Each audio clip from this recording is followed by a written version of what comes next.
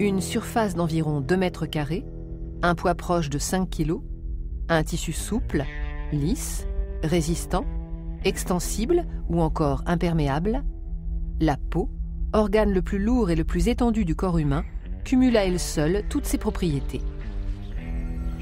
Elle est le seul organe vital de notre corps que l'on peut voir et a pour fonction, en l'enveloppant, de le protéger. Composée de 3 couches de tissu, elle forme une barrière de protection de l'organisme contre les agressions du milieu extérieur.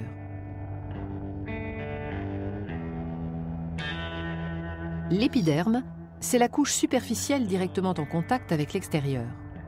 Constituée d'une juxtaposition de cellules jouant le rôle de briques, comme dans un mur, appelé kératinocyte, il forme un bouclier presque imperméable et joue un rôle déterminant dans la bonne santé de la peau. Les cellules jeunes des couches profondes se multiplient et migrent continuellement vers la surface, repoussant les cellules âgées de plus en plus loin de leur source d'approvisionnement. 30 jours suffisent pour les renouveler totalement. En migrant à la surface de l'épiderme, les kératinocytes s'aplatissent, perdent leur noyau et meurent. On les appelle alors des cornéocytes. Ces cellules mortes forment une couche étanche et très résistante, la cornée. Arrivés à la surface de la peau, les cornéocytes se détachent un par un, c'est la desquamation. L'épiderme n'est pas irrigué directement par des vaisseaux sanguins, mais par diffusion du derme.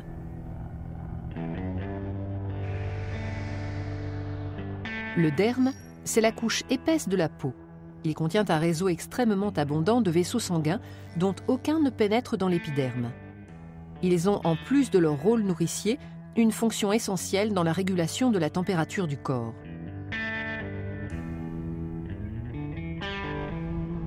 On trouve également dans le derme du collagène et de l'élastine, qui confèrent à la peau son élasticité et sa résistance.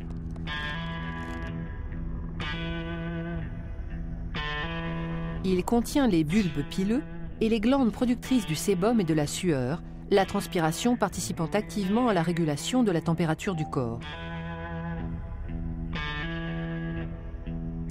Enfin, le derme est richement pourvu en récepteurs sensoriels, permettant la détection de la pression sur la peau, des vibrations, des étirements ou la perception de chaleur et de froid.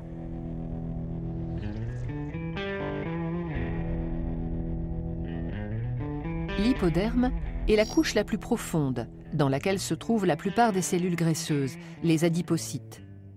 L'hypoderme, amortisseur de choc et protecteur contre le froid, constitue une véritable réserve d'énergie. La peau est donc une enveloppe vivante qui se renouvelle constamment et nous protège des rayons ultraviolets, des micro-organismes ou des agressions externes. Ces 2 millions de pores contribuent à la régulation de la température du corps par l'élimination ou la rétention d'eau. La peau est aussi... Chez un individu sain, l'appareil respiratoire est recouvert d'une substance visqueuse et glissante appelée mucus. La fonction du mucus est de protéger et d'humidifier les voies respiratoires, facilitant les échanges gazeux entre l'air et le sang. Il empêche, en les piégeant, des substances nocives inhalées, comme les poussières et les bactéries, d'atteindre les poumons. Ces corps étrangers sont évacués des bronches vers la gorge grâce au mouvement coordonné des cils tapissant la muqueuse des bronches sous le mucus.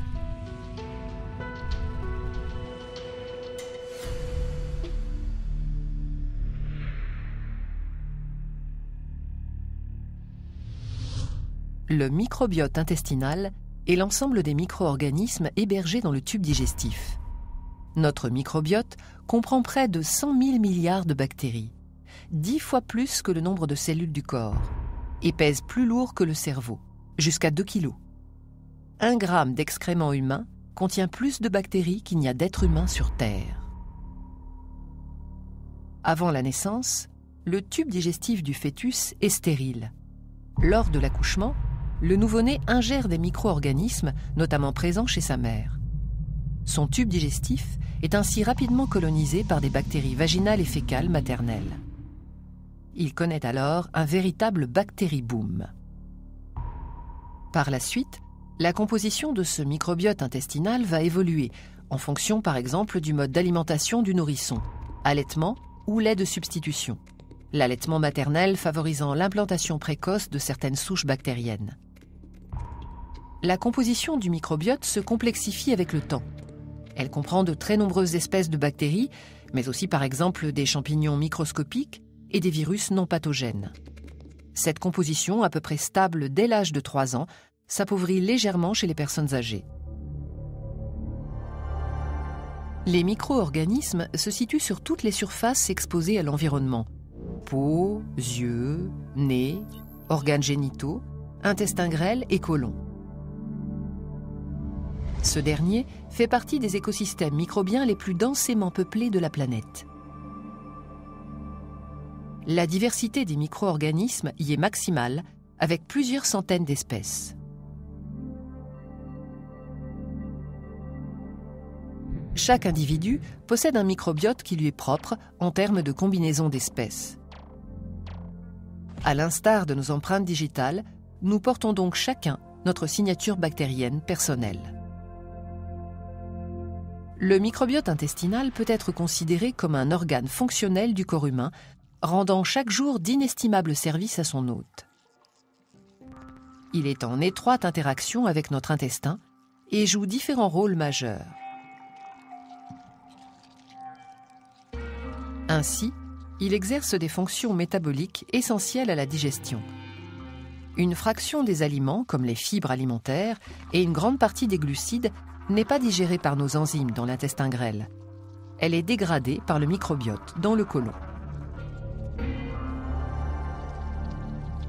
Cette communauté intestinale assure également un rôle de barrière contre l'invasion des micro-organismes pathogènes responsables de diverses maladies.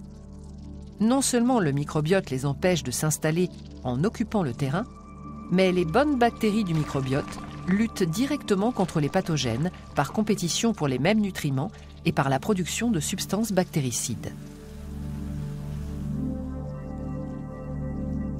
L'intestin représente le premier réservoir de cellules immunitaires de l'organisme. Ces cellules, des globules blancs, jouent un rôle primordial sur le microbiote en faisant le tri entre les bactéries nocives et celles qui, au contraire, sont bénéfiques pour la santé. Le système immunitaire influence donc la composition et la diversité du microbiote et il s'avère qu'en retour, le microbiote active et influence le système immunitaire. Le stress, la fatigue, une alimentation déséquilibrée ou la prise d'antibiotiques réduisent la variété des micro-organismes présents. Or, leur diversité est fondamentale. Une chute de 30 à 40% de cette diversité peut provoquer l'apparition de certaines maladies chroniques, diabète de type 2, problèmes hépatiques ou cardiovasculaires. Inversement, en modifiant la composition du microbiote, on pourrait prévenir certaines pathologies. Le microbiote intervient sur la digestion, mais aussi à divers niveaux sur le fonctionnement de notre organisme. Son interaction avec le cerveau est un élément dont on commence à peine à mesurer l'ampleur. Il nous faut donc accepter d'être des êtres non indépendants, hébergeant d'autres êtres vivants qui nous sont indispensables. Respecter et cultiver cette symbiose active est probablement une clé majeure de notre santé.